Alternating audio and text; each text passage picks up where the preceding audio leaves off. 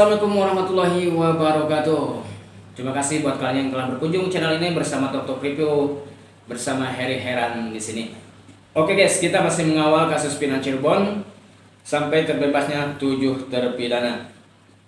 Oke guys, ada nyanyian saksi baru yang dimana saksi ini pernah satu sel bersama 7 terpidana. Dan dia menyaksikan atau melihat waktu peristiwa penganiayaan atau pemukulan yang dilakukan oleh sama-sama tahanan dan juga yang dilakukan oleh para oknum polisi yang keji dan kejam. Oke guys, langsung aja kita ke penelusuran video yang kita ambil dari TV One. Mencari keadilan bagi terpidana kasus kematian Vina dan Eki di Cirebon, Jawa Barat masih terus berlanjut. Kepingan fakta terus dikumpulkan oleh 6 terpidana untuk menguji bahwa mereka bukanlah pelakunya. Tak terkecuali terpidana Rivaldi yang kini tengah menjadi sorotan masyarakat dalam upaya mencari keadilan di sidang PK.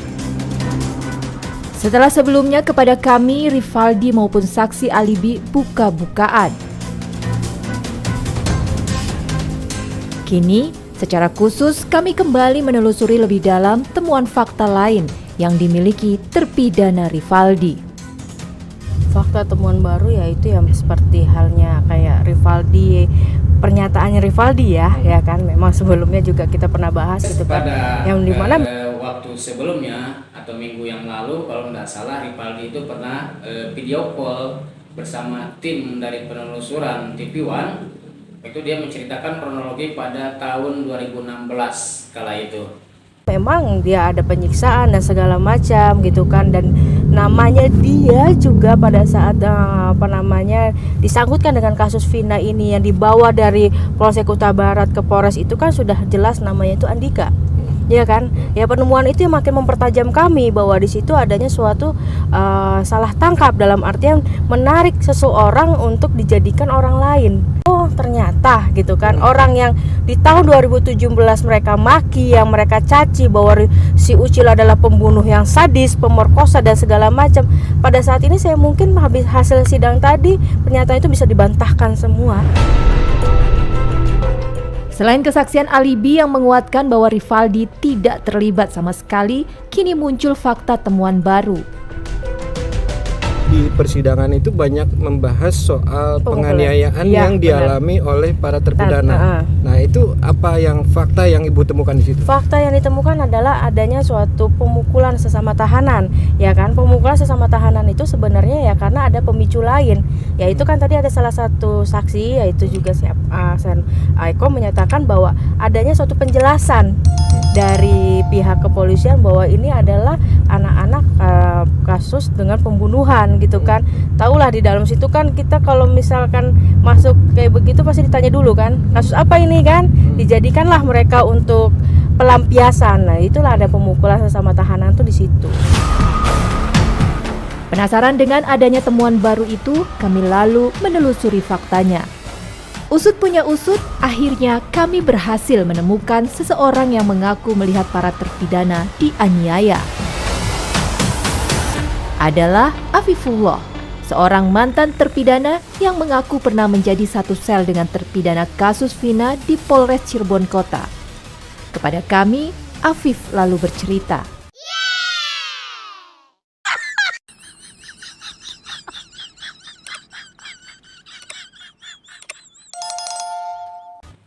Jadi Afif ini adalah salah satu terpidana atau yang sekarang sudah bebas yang pernah satu sel bersama mereka Ucil dan kawan-kawan.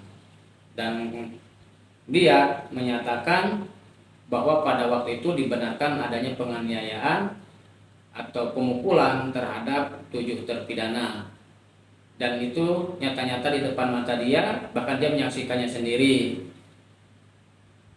Langsung aja guys, kita ke videonya. Ada penganiayaan itu betul, karena kan sebelumnya mereka datang saya sudah di sana dulu bang. Jadi pas saya udah di sana itu mereka datang, tapi belum ada ucil itu. Baru golongannya itu anak-anak Majasem semua kan. Dari situ mereka tuh kumpul, pokoknya dibawa ke Polres. Terusnya saya tanya itu ke yang penjaga itu, kasusnya apa? Dia ngomongnya pembunuhan. Nggak taunya siapa yang dibunuh, nggak taunya anaknya Pak Rudiana. Penjaga itu pun juga ngomong kan si ceweknya itu diperkosa bang, lagi sekarat itu diperkosa. Otomatis semua tahanan emosi bang. Semua tahanan itu emosi bang, jadinya kesel gitu loh. Gemes bang, ngedenger cewek lagi sekarat terusnya diperkosa toh. Seingat saya itu kan mereka pada suruh jongkok tuh bang.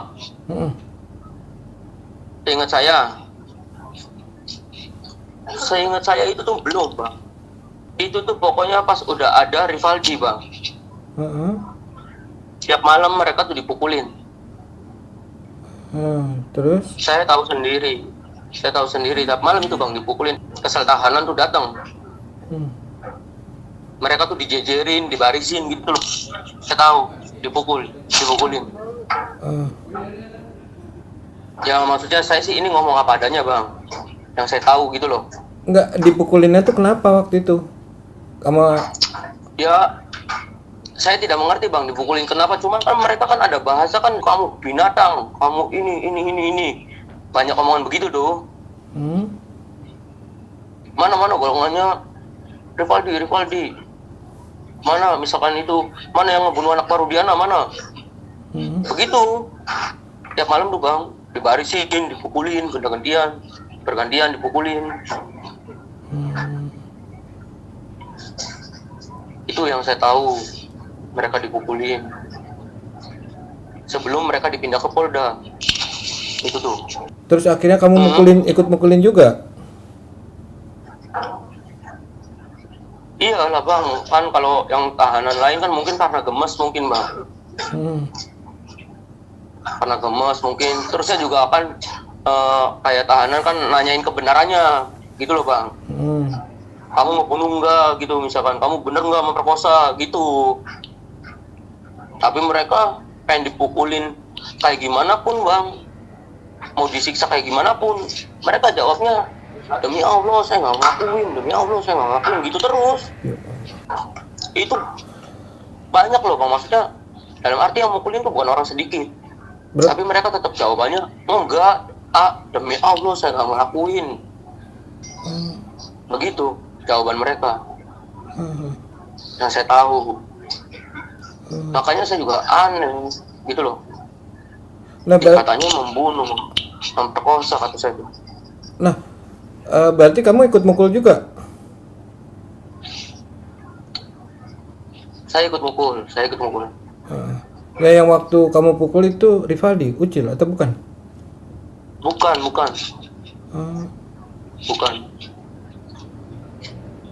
Saya itu yang paling besar itu siapa namanya? Siapa? Hadi? Golongannya Hadi itu. Kalau nggak salah yang saya ingat namanya, saya nggak terlalu ingat nama mereka soalnya. Oh iya. Hadi, Eka atau Eko itu. Cerita mantan narapidana yang mengaku pernah satu sel. Jadi guys, dia juga ngikut mukulin juga karena kesel, gemas pada waktu itu. Karena dia juga dengan kasus pembunuhan juga udah paksa gitu. Makanya dia gemas ngikut mukulin, dan yang dia pukulin itu katanya yang badannya gemuk, yaitu Mas Hadi kemungkinan. Dengan terpidana kasus Vina, lalu melanjutkan kisahnya. Saya ke Rivaldi sih cuma nanya, kamu ngelakuin enggak? Enggak, saya nggak melakukan. Kalau dia di Polres juga lagi itu cerita, saya sampai nangis kan, nggak sanggup nerima kayak gini. Kan itu mungkin karena mungkin dia sudah terlalu capek mungkin dipukulin kan. Dia cerita sampai nggak sanggup saya lupa kayak gini terus. Saya nggak tahu. Kalau saya pribadi sedih bang. Si Rivaldi di dalam itu dipukulin juga kan, dia tetap tidak ngaku bang. Tidak ngaku karena emang ya sekarang gini bang, orang di dalam tuh dipukulin terus tapi jawabannya tetap sama loh. Mungkin kalau saya jadi mereka pun mungkin saya tidak sanggup bang. Kamu yakin dengan keterangan kamu ini, Beb? Kamu berani disumpah? Saya disumpah gimana pun saya berani, karena posisinya emang benar saya pun ada di dalam situ. Cerita Afif tentang adanya penganiayaan terhadap terpidana kasus Vina rupanya bukan isapan jempol belaka. Di Pengadilan Negeri Cirebon, Jawa Barat, saksi mahkota angkat bicara. Jadi Afif siap bersaksi, dia bersumpah bahwa apa yang dia lihat itu adalah sebuah fakta atau kenyataan pada waktu itu, pada 2016. Terpidana Hadi Saputra buka suara tentang penyiksaan yang dialaminya. Kita semua langsung Pak, di situ kita langsung dipukulin Pak. Dipukulnya bagaimana caranya? Diinjak-injak, dipukulin. Berapa orang yang memukuli saudara? Banyak Pak. Oh, diinjak, dipukul, pakai tangan kosong atau pakai apa? Ya pakai tangan, pakai kaki, apa aja yang di situ Pak. Ada yang di situ pakai Pak. Nah, Terus saya cuman mikir, ini ada apa kok? Saya nggak tahu. Kata Eko, itu ompong kenapa? Kliwon kenapa? Dia mabuk tah? Iya, kata saya. Terus saya pikiran saya, ini gimana pernikahan saya? Oh, saudara rencana mau menikah ya? Iya Pak. Berapa lama lagi saudara mau menikah dari tanggal itu? Sekitar 2 mingguan lagi Pak. 2 minggu. Datang lagi, ada saya mendengar ada yang datang, ada yang ngomong, seingat saya, kalian tahu nggak siapa yang kalian bunuh? Lah, siapa Pak? Tahu juga enggak, kejadian, kata saya. Nih bapaknya, cuman saya nggak ngeliat Pak. Bapaknya dihadirkan di situ, ditunjukin. Ada di depan saudara. Iya. Ditunjukin ya.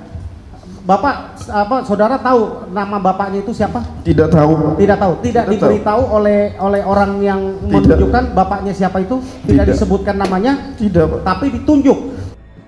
Hadi juga menuturkan bahwa dirinya sempat dibawa ke satu ruangan untuk kembali dipukuli. Itu Pak. Terus ada yang masuk lagi. Mana yang namanya Hadi? Saya Pak. Saya dibawa keluar Pak. Sama anggota lagi Pak. Pak Rudiananya ikut nggak ketika membawa keluar? Enggak Pak. Enggak. Bukan. Anggota ya? Berapa Anggota. orang yang membawa saudara keluar? 1 Pak. 1. Oke, terus? Saya dibawa keluar, pindahin ruangan lagi Pak. Ya, oke, terus? Masuk ke ruangan kosong Pak. Saya langsung disuruh jongkok, duduk. Saya di situ dipukulin lagi Pak. Sampai saya muntah darah. Hadi kemudian dibawa ke ruangan tahanan. Di tahanan, Hadi justru mendapat perlakuan yang lebih keji. Baru kita disatuin lagi Pak. Disatuin lagi? Iya. Sesudah itu? Sudah itu hampir lama, itu jam maghrib lah, mau setengah 7-an lah. Kita itu dibawa Pak. Dibawa keluar dari ruangan itu? Enggak, iya, dari semua dibawa mau ke ruang tahanan, tapi tidak masuk ke sel Pak. Dibawa keluar dari ruangan narkoba tadi itu? Iya. Dibawa mau masuk ke sel tahanan, cuman enggak di dalam selnya, jadi di tempat penjagaan itu Pak. Oke. Di tempat penjagaan di situ kami disama Pak, disuruh jongkok. Terus awal saya yang disuruh duduk di depan. Di situ tangan saya dipukulin pakai penggaris. Penggaris apa? Penggaris besi Pak. Besi? Diapain? Besi. Dipukul-pukulin. Ya, terus? Terus agak lama itu di situ saya paling ingat anggota itu yang bernama Pak Anwar Pak. Pak Anwar, diapain sama Pak Anwar? Dia ngambil gembok, pukul-pukul di kepala saya Pak. Ada masih buktinya Pak. Kalau nggak salah gitu tuh ada yang haus minta minum, nggak tahu dikasihnya. Saya nggak tahu siapa yang nyuruh itu siapa. Tapi yang jelas itu air kencing Pak. Dalam dunia yang modern sekarang ini, harusnya cara-cara mengejar pengakuan, apalagi dilalui dengan cara-cara penyiksaan, penganiayaan, tekanan psikis, itu sudah tidak dilakukan lagi, ya, untuk kasus-kasus pidana murni, ya. Karena kenapa? Secara undang-undang HAM internasional, kita ini sudah meratifikasi Indonesia ini, ya, mengikuti undang-undang hak asasi manusia. Dalam situasi perang saja kita tidak dibenarkan menyiksa tahanan. Tahanan itu harus diperlakukan secara manusiawi. Apalagi ini baru tersangka. Ya, sehingga akibatnya apa? Akibatnya ini mendapatkan keterangan yang tidak benar sehingga menghasilkan. Jadi guys, cerita rekayasa ini, cerita yang dibuat-buat, kasus yang rumit, yang sebenarnya bisa diselesaikan pada 2016, namun bisa menjadi rumit dikarenakan dari sebuah pernyataan dari awal pernyataannya Aep yang ingin balas dendam terhadap orang yang ikut memukuli dia waktu di STIM, dan Pak Rudiana sebagai orang tua korban merasa tidak puas jika itu terjadi sebuah kecelakaan tunggal, maka dia mencari menyelidiki peristiwa itu dan ketemulah dengan si Aep, dan si Aep dengan Pak Rudiana inilah yang kemungkinan merencanakan membuat sebuah cerita yang sehingga cerita ini hingga sekarang susah dimengerti. Namun mudah-mudahan ketujuh terpidana bisa keluar bebas dengan cepat. Oke guys, makasih buat kalian yang telah bergabung di channel ini. Terima kasih banyak. Mudah-mudahan kalian sehat selalu, bahagia, murah rezeki, amin ya robbal alamin. Wassalamualaikum warahmatullahi wabarakatuh.